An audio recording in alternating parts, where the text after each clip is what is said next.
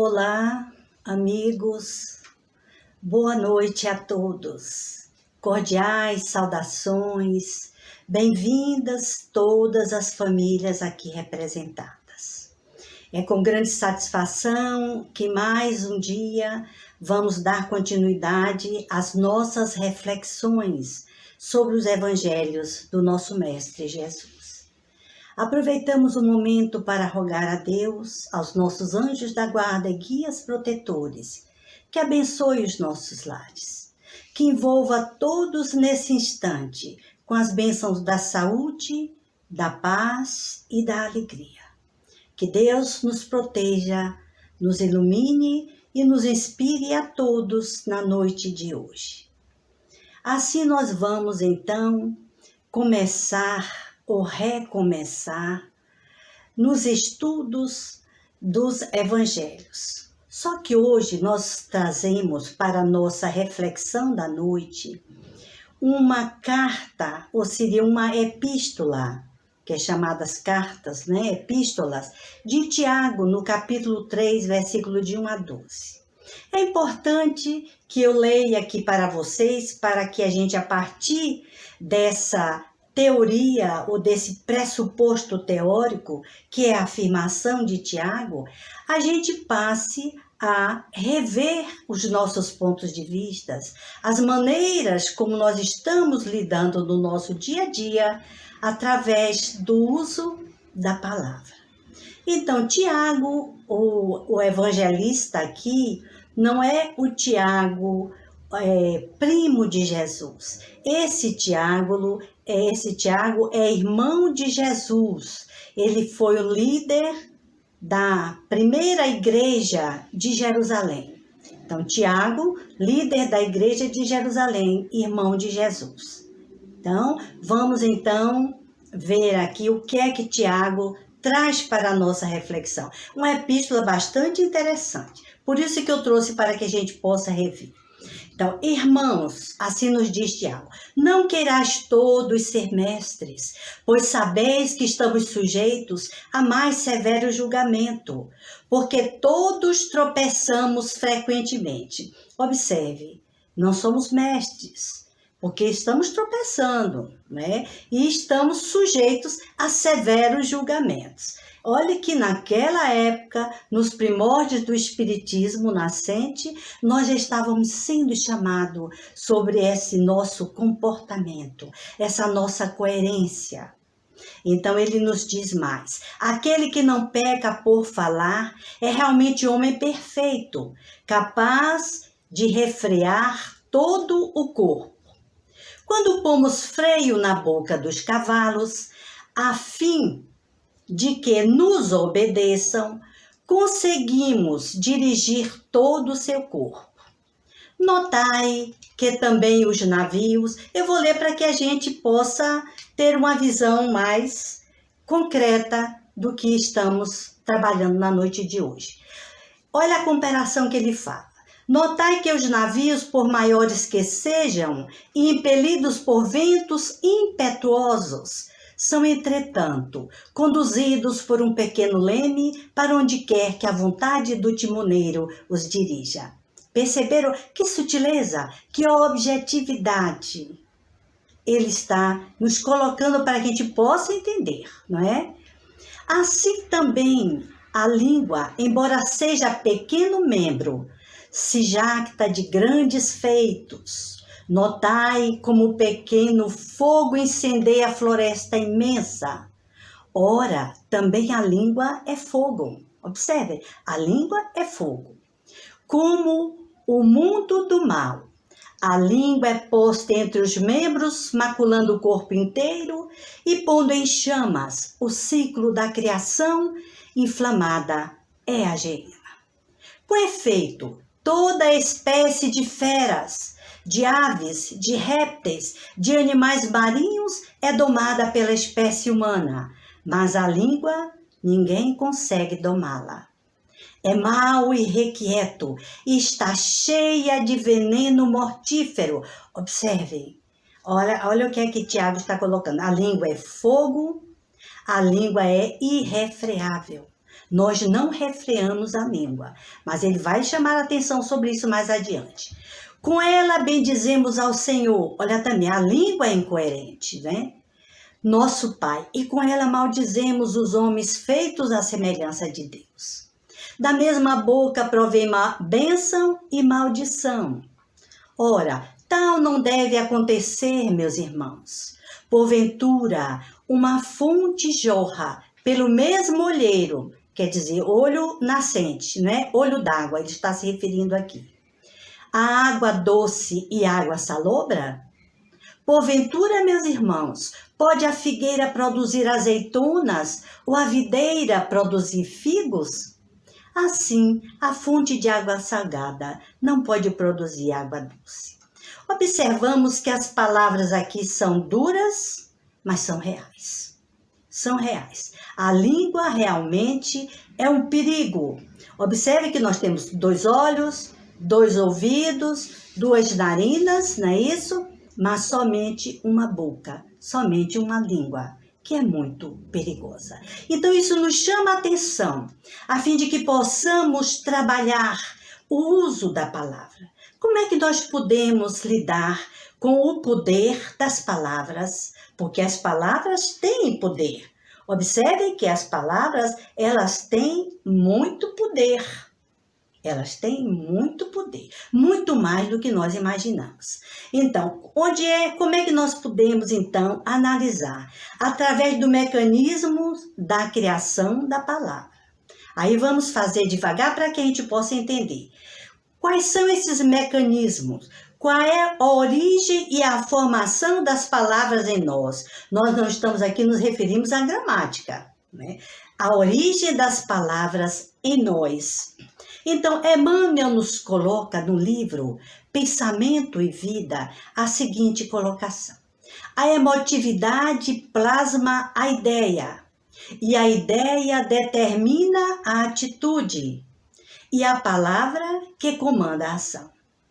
Perceber onde se originam as palavras? Então, as palavras se originam nos nossos pensamentos. Então, o que é então a palavra? Vamos ver aqui didaticamente, para que a gente possa entender, né? Sem muita sofisticação, com simplicidade e clareza. Então, o que é a palavra? A palavra é a manifestação do nosso pensamento que teve origem onde? No nosso sentimento, no nosso sentimento. Então, tem sua origem aonde? Em nosso pensamento. Observe que a boca fala, nos diz Jesus, do que está cheio o nosso coração. Nós vamos encontrar essa assertiva em Mateus capítulo 12, versículo 34. A boca fala do que está cheio o nosso coração. Então, nós precisamos observar que nós realmente falamos aquilo que sentimos? Sim. Falamos o que sentimos. E é através das nossas conversas, da nossa linguagem, que nós vamos perceber o nosso perfil. A maneira de ser, quem somos, em que acreditamos, quais os valores que nós cultivamos, não é isto? Então, é bem por aí. Então, nós observamos que através das palavras, nós emitimos mensagens sonoras e mensagens inaudíveis, silenciosas. É muito importante que a gente preste atenção para esta questão. Mensagens que são emitidas através do som e mensagens que são inaudíveis, ou seja, elas são produzidas pelas ondas sutis do pensamento das pessoas, que são chamadas ondas mentais ou formas pensamento. Vocês se lembram que nós já falamos aqui nas formas pensamentos? As ideias, os pensamentos tomam forma. Nós estamos vivendo em ondas mentais. Em ondas mentais. No universo de criação que nós mesmos criamos. Então, o pensamento, através do pensamento, é que vai acontecer o que se dão os chamados fenômenos de ideoplastia. Quer dizer, a plastificação, ou seja, a forma da ideia. As ideias tomam forma. Elas tomam forma. Então, pensamento, portanto, é uma força eletromagnética. Passado esses conceitos, a gente vai aí começar a refletir. Poxa vida, então quando você diz uma coisa e fala outra, já observaram? São aquelas pessoas hipócritas, falsas. Então, elas têm uma mensagem sonora, verbal, mas a mensagem que está silenciosa é outra. Essa é que é a mensagem verdadeira, do seu pensamento e da emoção. Ai, como eu te amo. Ai, como eu te adoro. E isso a gente vê muito nas redes sociais. Te amo, te amo, te amo. Será verdadeiro? Até que ponto nós sentimos realmente aquilo que nós falamos, que nós transmitimos através da voz e da imagem? Então, como é que nós estamos, então, utilizando a palavra? Vamos seguir aqui no nosso raciocínio. Será que a nossa fala está condizente com os ensinamentos do nosso Mestre Jesus? Será? Então, ele diz aqui em Efésios, Paulo nos chama a atenção sobre isso. Nas epístolas que ele dirigiu para Efésios, capítulo 4, versículo 29, Paulo vai dizer: não saia da vossa boca nenhuma palavra torpe, e sim unicamente a que for boa para a edificação, conforme a necessidade, e assim transmitir graça aos que ouvem. Olha que interessante, que importante e que providencial esta colocação e este conselho de Paulo de Tarso. Então, é preciso que a gente passe a se comunicar de uma forma pacífica, não violenta. E é sobre essa comunicação não violenta que nós vamos tecer aqui alguns rápidos comentários. O que seria na atualidade e o que é a comunicação não violenta? É a comunicação pacífica. É uma comunicação profunda que está sendo veiculada agora na atualidade pelos psicólogos, inclusive o psicólogo americano Marshall Rosenberg, em que ele diz que nós vamos substituir os nossos velhos padrões de defesa, de julgamentos e críticas, e passamos a escutar. Isto é o que nós chamamos, é o que nós entendemos e que os terapeutas estudiosos comportamentais da atualidade estão jogando mesmo sério, forte, uma escuta profunda. E quem foi que providenciou e que nos orientou sobre essa escuta profunda? Há mais de 12 mil anos. Jesus. Jesus que disse, né? É preciso ter uma forma compassiva de se comunicar. Então, a comunicação nos diz ainda de Deepak Chopra, a comunicação não violenta conecta as almas das pessoas, promovendo sua regeneração. Olha aqui um dos principais benefícios que Jesus nos chamou tanto a atenção. Deepak Chopra está aqui enunciando para todos nós: conecta a alma das pessoas. Vamos repetir: promovendo sua regeneração. Então, não é um falar, não é um falar e dizer simplesmente, mas é um falar sentir, com uma impregnação verdadeira de amor. Isto é que Jesus chamava e que nós continuamos até hoje compreendendo como a comunicação profunda. Então, e o que é então essa comunicação profunda e que a torna tão poderosa? É uma forma compassiva de se comunicar. Falar e ouvir, abrindo o coração. E aí nós vamos ter o quê? Compaixão. Observem que grandes homens, como Jesus Cristo, como Buda, Mahatma Gandhi e tantos outros, realizaram esta comunicação profunda através de uma forma passiva de se comunicar. Então, a comunicação não violenta ela já é usada há muito tempo, como nós já dizemos. Inclusive Buda, Mahatma Gandhi, Martin Luther King, Dalai Lama e tantos outros. Então, vamos substituir esta metodologia que esse psicólogo norte-americano vem colocando no seu livro Comunicação Não Violenta, e que nós já sabemos que não é nova. Quem conhece os ensinamentos de Jesus sabe que não é nova. Nós poderemos ter novas formas de apresentar, mas a ideia, o objetivo, o caminho é o mesmo. Escuta profunda. E o que é que essa escuta profunda determina? Respeito, atenção e empatia. Olha, minha gente, como nós vemos pessoas assim, de forma tão fútil, desrespeitando o outro, desrespeitando o Deus que habita dentro do outro, de cada um de nós. E a gente não se atém para a nossa responsabilidade, para os deveres que nós estamos adquirindo com o nosso próximo, com os nossos semelhantes. Vamos ver que ela tem benefícios. Essa escuta profunda, ela traz benefícios, não só na dimensão intrapessoal. Como é que eu me comunico comigo mesma? Eu estou me maltratando? Eu estou me violentando? Até que ponto? Até que ponto eu estou me colocando lá embaixo? Meu Deus do céu, como é que eu estou me tratando, cuidando da minha alma?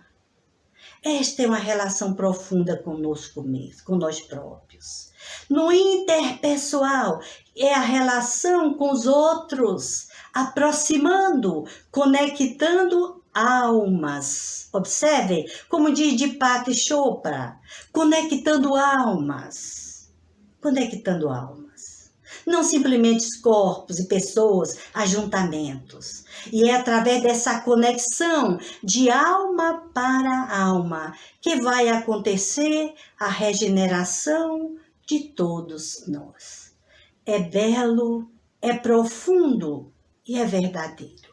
Vamos ver até que ponto também no nível sistêmico, na relação com a sociedade, com as instituições, na relação com Deus e os universos. Não falamos mais nem o universo, Deus e os universos. É isso? Então, essa escuta profunda, Jesus nos chamou há mais de 2000 anos. Vai e procura teu irmão. Conversa só com ele, somente entre tu e ele.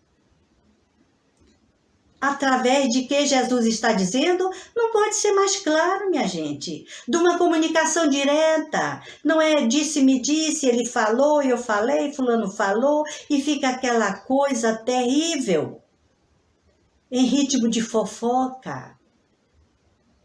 Isto faz muito mal para quem veicula as palavras más, como para quem as recebe também e que não está preparado. Quem é que de nós está preparado, não é? Não podemos dizer, como diz Tiago, não podemos nos tornar mestres, porque seremos avaliados muito mais severamente. Então, como é que nós podemos concluir essas colocações da noite de hoje?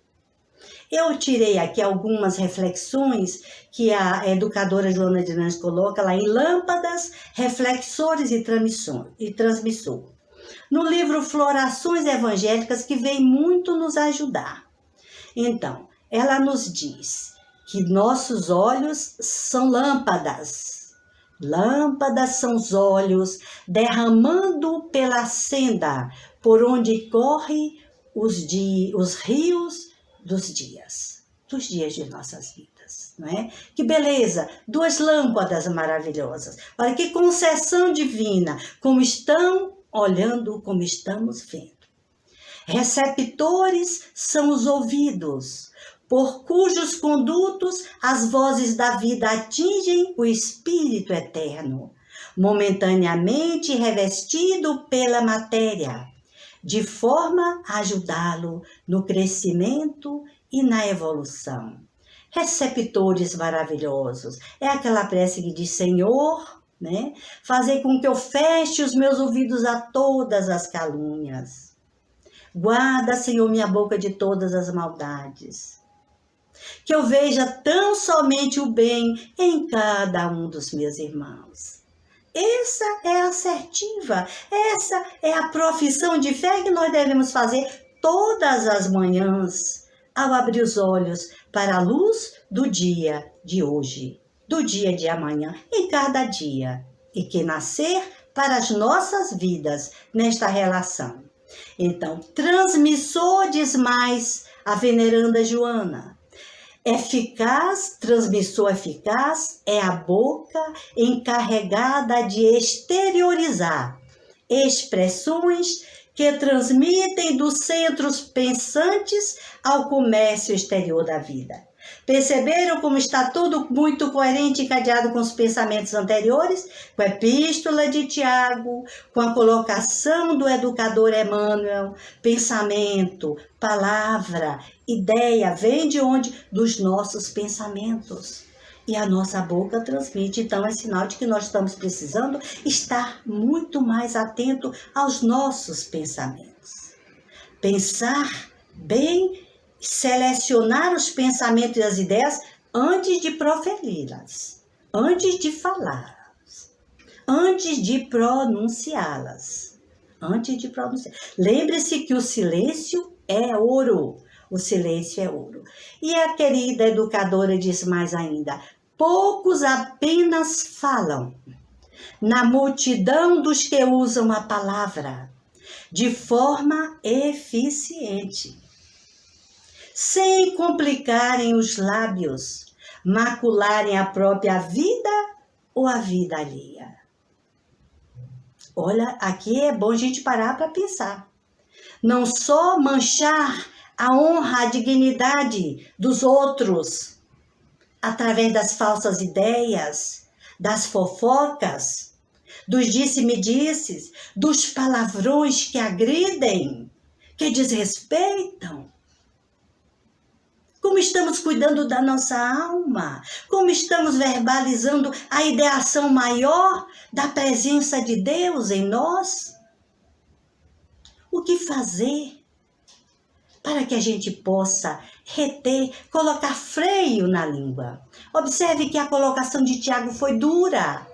Como um cavalo, o freio do cavalo está na língua, na boca. Quando você puxa, domina todo o corpo. Olha que comparação magnífica.